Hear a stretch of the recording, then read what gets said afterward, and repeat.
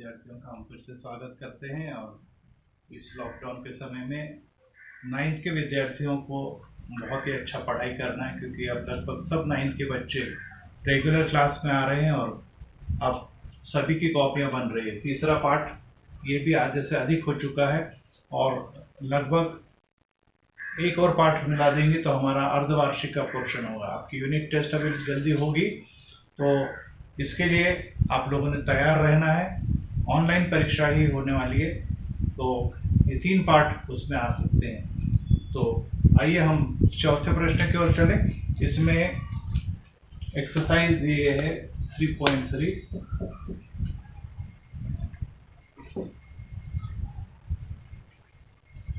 का चौथा जवाब। पहले 3 सवाल हमारे आपकी कॉपी में हो चुके हैं। इसमें जी को जिसे गुरुत्व केंद्र कहते हैं, और यहाँ पर ये माध्यिकाएं हैं। पहली माध्यिका जी पीटी, दूसरी माध्यिका क्यू और ये एक और माध्यिका। ये 3 माध्यिकाएं जो है इस प्रकार की, जो 3 माध्यिकाएं ये एक दूसरे को जिस बिंदु पर प्रतिच्छेदित करती है उसको गुरुत्व केंद्र कहते हैं। माध्यिका का मतलब शीर्ष से सम्मुख भुजा के मध्य बिंदु को मिलाने वाला रेखाखंड। अब इसमें GT 2.5 दिया, ये 2.5। तो आपसे पूछा है कि PG की माप निकालिए और GT की माप निकालिए।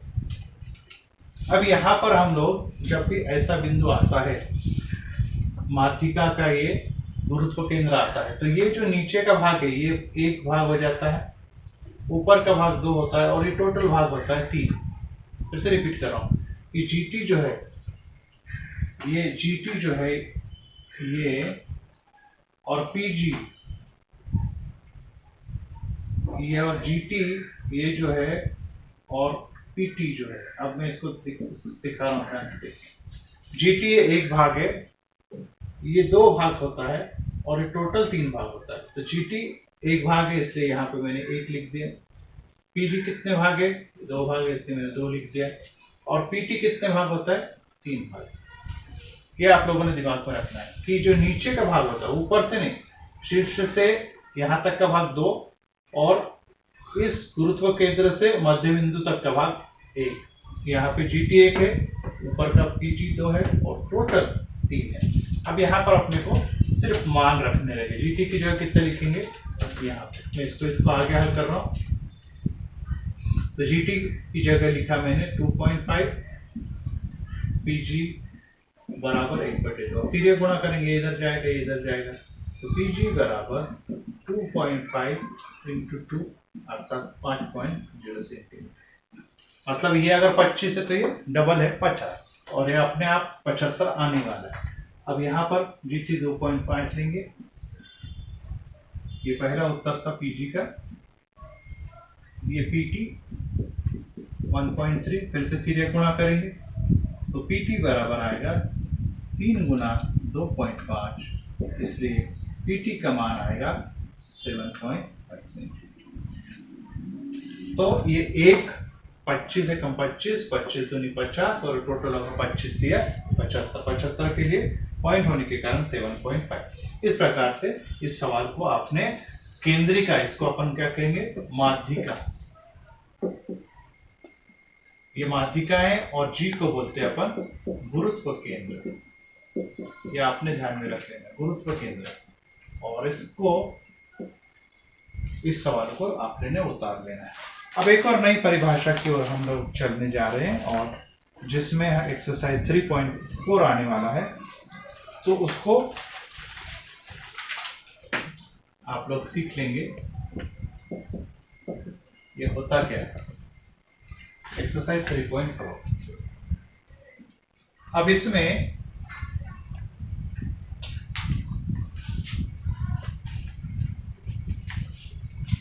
दो बातें दी। पहला ये दिया है कि एंगल बाइसेक्टर मतलब कोण संधिभाजक का प्रमेय, और उसको कैसे हल करना। कोण संधिभाजक का प्रमेय मतलब एक कोण दिया है, इस प्रकार से कोई भी कोण दिया है जिसका नाम हमने लिया XYZ, XYZ। इसका एक संधिभाजक है, ये बीच में से ऐसे जाता है, समद्विभाजक है तो उसका ये निशान लगा दिया। फिर यहाँ पर कोई एक बिंदु है ये ए। अब इसको अगर हम मिला दें इस प्रकार से, इसको जोड़े और इसको जोड़ दिया, ये लंब है तो ये भी लंब। अब नियम में अपने को ये कहा है, प्रमेय के अंदर ही कहा गया है कि इसके ऊपर जितने भी बिंदु है, ये जो बिंदु है वो x और y से क्या होते हैं, समदूरस्थ होते हैं। दूसरी भाषा में xa बराबर xy समदूरस्थ होते हैं, अर्थात इस पे जितने भी बिंदु है वो समदूरस्थ होते हैं। और अगर ये बिंदु समदूरस्थ है तो हम इसको कोण समद्विभाजक ये लिखेंगे आप, कोण समद्विभाजक का प्रमेय।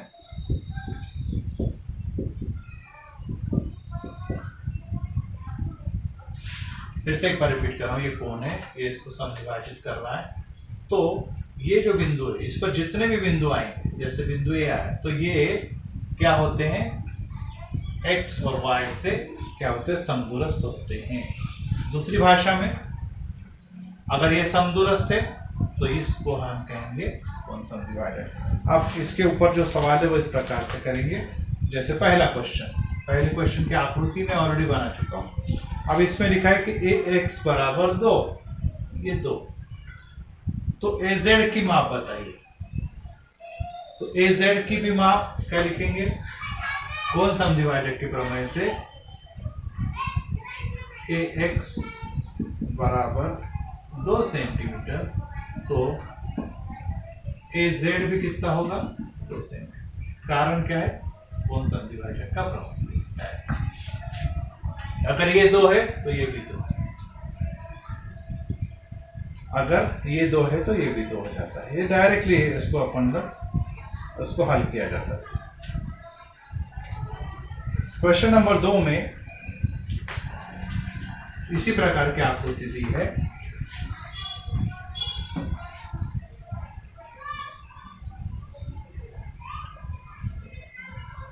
ये कैसे आकृति दी है, और इसमें ये S है, ये T है, ये R है और ये T।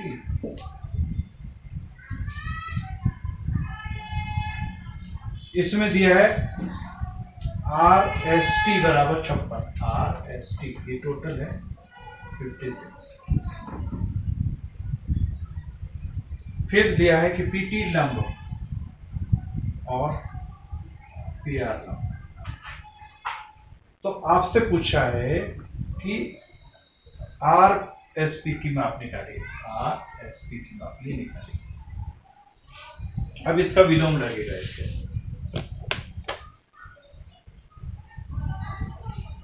अब इसके अंदर सबसे पहले दिया है कि ये 90 है और ये भी 90 है। उसके बाद यहाँ पर ये दिया हुआ है कि PR सर्वांशम,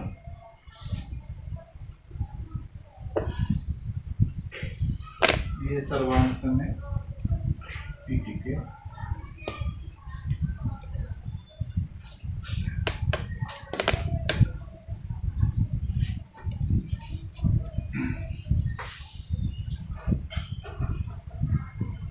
अब यहाँ पर भी वही नियम लगने वाला है,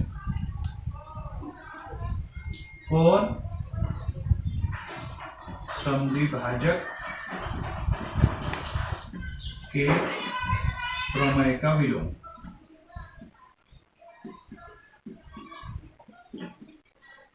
इसमें दिखाया था कि अगर ये दोनों भी ये लंब है इसके ऊपर और दोनों, अगर ये कोण समद्विभाजक है तो ये दोनों भी माप समान होती है। अब यहाँ पर क्या दिया, ये दोनों भी मापें समान है, ये इसके ऊपर लंब है तो ये कोण समद्विभाजक हो जाएगा। कोण के विलोम से पहले क्या लिखेंगे आप लोग कि PT लंब, ये लंब का चिन्ह, PT लंब ST, और दूसरा दिया है PR लंब SR।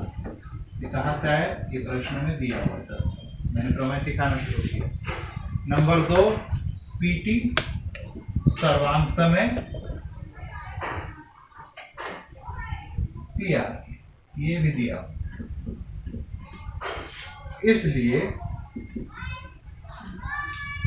किरण एसपी यह कौन संधिवाचक है?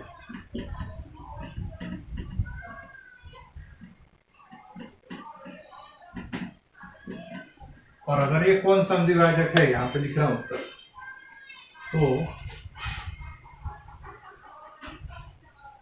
कौन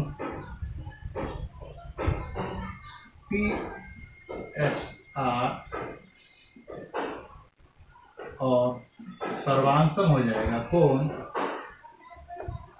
पी एस टी के, और ये दोनों भी हो जाएंगे आधे कौन टी एस आर। अर्थात अपने को जो निकालना था वो है कौन आर एस पी। इसको आर एस पी कर लो।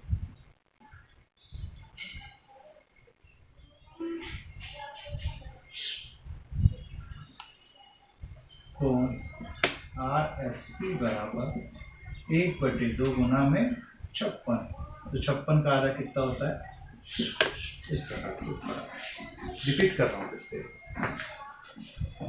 कि अगर ये दोनों सर्वांग और ये लंब है, तो इस ये जो होता है जिस पर कितने भी बिंदु है वो इससे समदूरस्थ होते हैं, अर्थात इन दोनों की माप समान, और इन दोनों की माप समान है तो इसको क्या कहेंगे हम लोग? कौन संधिवाचक कहेंगे। लेकिन दो शर्त है, पहले तो 90 होना चाहिए, दूसरे ये दोनों मापे भी समान होना चाहिए, तो ये कौन संधिवाचक हो जाएगा।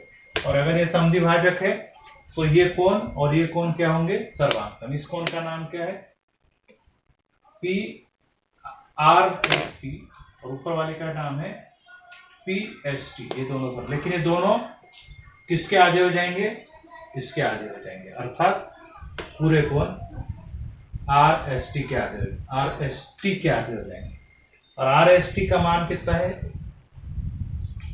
56 का आधा कितना होगा? 28। इस प्रकार से ये सवाल यहाँ पर पूरा हो जाता है। तो ये सवाल को भी आपने अपनी कॉपी में कर लेना है।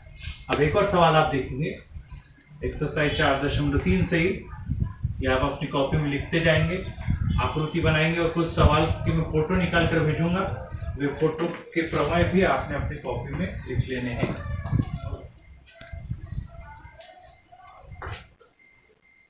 अब क्वेश्चन नंबर 4, त्रिभुज, एक त्रिभुज दिया है जिसका नाम है FAN। इसमें F की मान है 80, A की मान है 40, और आपसे कहा है कि सबसे बड़ी भुजा और सबसे छोटी भुजा 10 ज्ञात करो। अब इसमें एक और नया प्रमाण है कि सबसे बड़े कोण के सामने की भुजा सबसे बड़ी और सबसे छोटे कोण के सामने की सबसे भुजा सबसे छोटी। अब इसमें अपने को दो कोण मालूम है, तीसरा नहीं मालूम, कैसे ज्ञात करेंगे? त्रिभुज FAN में कोण F जमा कोण A जमा कोण N बराबर 180। एक F की माप कितनी है? 80, ये है 40, N निकालना बाकी रह गया अपना 180। ये दोनों की माप की तो 120 आ गया, फिर कोण N बराबर 180, 120 उधर गया, तो कोण N की माप हो गई 180 में से 120 गए 60। अब तीनों भी कोण पता लग गया। अब इसमें बताइए सबसे बड़ा कोण कौन सा है? तो सबसे बड़ा कोण कोण F है। बड़ा कोण नाम है उसका कोण F, जो है 80 अंश का, इसलिए F सबसे बड़ी भुजा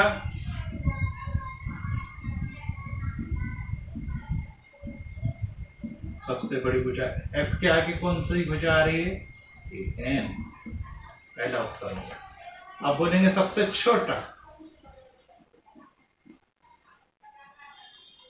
छोटा कोण, तो आप कहेंगे कि सर ये तीनों में 80, 40 या 60, 40 सबसे छोटा हुआ, तो 40 के सामने क्या आ रहा है?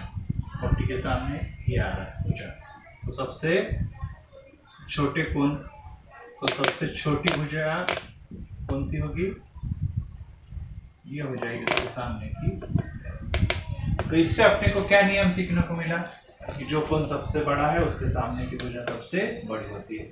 80 वाला सबसे बड़ा है तो उसके सामने की भुजा भी AN ये सबसे बड़ी होती है। और सबसे छोटा कोण कौन सा है? 40 वाला। 40 के सामने की भुजा कौन सी है? 40 FN ये सबसे छोटी भुजा होगी। इसका उल्टा भी कर सकते हैं। अगर सबसे बड़ी भुजा के सामने का कोण सबसे बड़ा और सबसे छोटी भुजा के सामने का कोण सबसे छोटा होता है, और उसको अपन लोग वगैरह आकृति भी कर सकते हैं। देखिए अब आप कैसे कर सकते हैं, ये देखिए FAN इस त्रिभुज का नाम। सबसे बड़ी भुजा कौन सी है? F को मिटा दिया तो क्या बचा इधर? A। सबसे छोटा कोण कौन था? A, बीच वाला। A को मिटा दिया तो क्या बच गया? FN। तो इसी प्रकार से अपने को तीसरा भी करना। तीसरे वाले में 3 भुजाएं थी त्रिभुज PQR में। मैं इसको सिर्फ आपको हिंट दे रहा हूं, आपने करना है इसको। तीसरे की सिर्फ हिंट दे रहा हूं। PQR में 10, एक भुजा है 10, एक भुजा है 12 और एक भुजा है 8। अब बताइए तीनों में सबसे बड़ी कौन सी है? तो आपके लिए सबसे बड़ी 12 वाली। 12 वाले का नाम क्या है? 12 वाले का नाम QR है। तो QR को आप मिटा देंगे तो क्या बचेंगे यहाँ पे? सिर्फ P, क्योंकि कोण P सबसे बड़ा कोण हो जाएगा। इसमें सबसे छोटा वाला कोण का नाम, भुजा का लंबाई कितनी है? 8। तो सबसे छोटी भुजा 8 है। 8 की माप कितनी है? PR। तो अगर मैं PR को मिटा दूं तो क्या बचेगा यहाँ पर? कोण Q। तो कोण Q सबसे छोटा होगा। तो ये सिर्फ डायरेक्ट लिखने की, सबसे बड़े भुजा के सामने का कोण सबसे बड़ा और सबसे छोटी भुजा के सामने का कोण सबसे छोटा होता है। इस प्रकार से ये 3.4 के ये सवाल मैंने, 5वां सवाल आपने छोड़ देना है। पहले 4 सवाल आप लोगों ने करना है। पहला मैंने किया, दूसरा एक किया, तीसरा मैंने समझा दिया और तीसरा मैंने यहाँ पे समझाया और चौथा क्वेश्चन आपकी कॉपी में कर लेना है। इस प्रकार से यहाँ पे 3.4 पूरा हो जाएगा। फिर इसके बाद 3.5 और फिर ये प्रकीर्णन पे हम लोग रिवीजन की तरफ चलेंगे। तो इतना आप लोगों ने अपनी कॉपी में कर लेना है। यहीं पे हम रुकते हैं, फिर बाद में अपन लोग आगे की पढ़ेंगे। Thank you.